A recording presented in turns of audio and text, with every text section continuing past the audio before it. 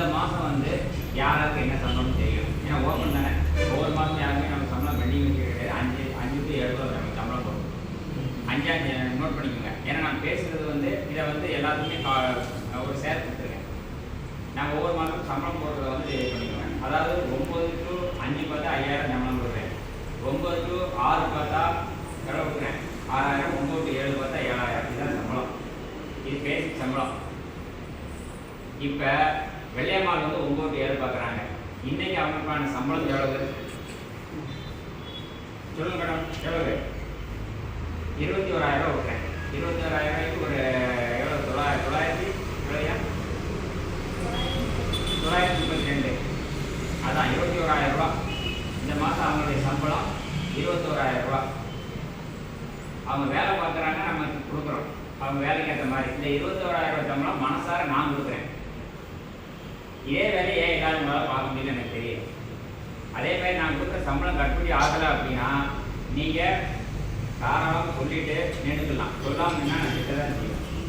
சரிண்ணா? அடுத்து ஒரு விஷயம் நல்லா தெரிஞ்சுங்க. வேலைக்கு வந்துட்டீங்கன்னா கொஞ்சம் கவனமாக வேலை பாருங்கள். எல்லாரும் வேலை பார்க்க முடியும். ஆனால் நீங்கள் ஜாலியாக இருக்கிறீங்க, அது உங்கள் மனசாட்சியே தெரியும். 10 பேர் வச்சு வேலை பார்த்தாலும் 4 பேர் வச்சு வேலை பார்த்தாலும் ஆட்டோட தான் செய்யும்.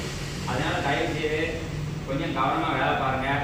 இன்றைக்கி வெள்ளையம்மாளுக்கு வந்து பார்த்தீங்கன்னா அவங்களுக்கு 21000 ரூபாய் சம்பளம் அப்படின்னா சாதாரண விஷயம் கிடையாது. எவனுக்கு மனசு வர கொடுத்தா எனக்கு மனசு வருது. ஏன் இவங்க வச்சு ஒரு மாடல் நீங்கள் வேலையை பாருன்னு நம்ம சொல்கிறோம். எனக்கு என்னென்னா நான் சொல்கிறது இப்போ கொஞ்சம் கவனமாக வச்சுக்கோங்க. நான் சொல்கிற வேலையை கவனமாக நீங்கள் பார்த்தீங்கன்னா நான் சம்பளம் கொடுக்க போகிறேன். இதே நீ நாளைக்கே யாருக்குனாலும் நான் கவலைப்பட போகிறது கிடையாது. ஆனால் சொல்லிட்டு இருந்துங்க. இன்னைக்கு ஒரு ஷாப் நின்றுருக்காங்க அப்படின்னா அவங்க சொல்லிட்டாங்க எனக்கு செட் ஆகாது, ரைட் அவ்வளோ முடிஞ்சு சரிண்ணா? அதனால டைம் சம்பளம். அடுத்து இன்னொரு விஷயம், 9 to 5னா அந்த டயத்தை ஃபாலோ பண்ண. 5 ரைட்டு. நீங்கள் ஒரு 1/2 மணி நேரம், 4 மணி நேரம், 1 மணி நேரம் பர்மிஷன். ஒரு பர்மிஷன் 1 மணி நேரம் ஒரு பர்மிஷன். அந்த 1 மணி நேரம் பர்மிஷனுக்கு 50 ரூபா நான் இந்த மாதத்துல பிடிக்க ஆரம்பிச்சிருக்கேன். அதனால ஃபாலோ பண்ணிக்கோங்க. இல்லை அப்படின்னா இப்போ வெள்ளையம்மா 2 நாள் லேட்டாக வந்தாங்கன்னா இன்னொரு 4 நாள் லேட்டாக வர்றாங்க. அது கணக்கே வர முடியாது. வரமுடியும் அன்றைக்கி லீவை போட்டுருங்க, ஒன்றும் பிரச்சனையே இல்லை. அதே மாதிரி லீவு அப்படிங்கிறத முதல் நாளே சொல்லிட்டு எடுங்க. ஏன்னா நான் டெய்லி உங்களுக்கு வந்து டீ காஃபிக்கு 2 லிட்டர் பால் வைக்க டெய்லி அது வேஸ்ட் ஆகுது. அடுத்து ஒரு இடத்துல இருந்து வெளியே எந்திக்கும் போது கீழே போகிறீங்கன்னா ஃபேனை ஆஃப் பண்ணிட்டு போங்க. ஏன்னா வாடகை கரண்ட்டுக்குள்ளே என்னால் முடியலை. சரிண்ணா? அடுத்து லீவுங்கிறத முதல் நாளே சொல்லிட்டு எடுங்க. நீங்கள் நினச்ச நேரம் வாங்க, நினச்ச நேரம் போகிறதா இருந்தால் ஒன்றும் பண்ண முடியாது.